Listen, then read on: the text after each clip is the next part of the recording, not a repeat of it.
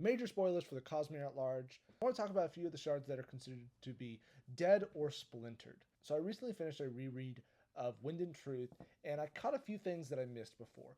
Particularly the wording around how Ray's talked about what he did to splinter the different shards. My theory are those shards are not completely dead and could absolutely be taken up by the right person. Ambition, we know, is the one that he truly splintered in that he scattered it so that the power could not reform on its own. And he says that specifically that it can't form on its own.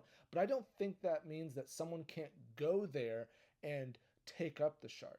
The biggest problem is that in the conflict, it made the surrounding area uninhabitable for any life. So I think the first person that can actually make it to where ambition was splintered will be able to take up the shard just because of how ambitious they have to be to even get there. The other two shards, Dominion and Devotion, are locked away in the spiritual realm, and he says that they're basically impossible to get to. I think it's somewhat similar to how Ba Mishram was locked in the spiritual realm, and it was really hard to find her. You have to have the right person. But they are not truly splintered. They are very much, if you can find them, I think you could take them up.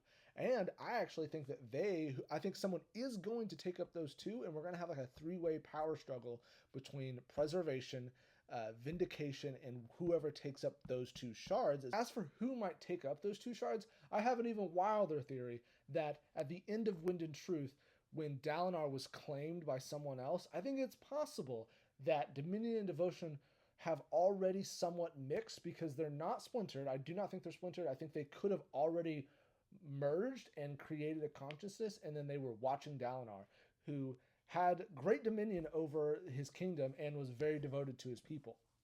They could have been watching and decided that he was good enough, and possible that they could have taken him, because in the book it says he was claimed by another.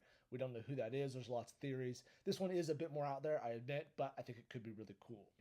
But let me know what you think in the comments, and do you have any other theories that you want to talk about?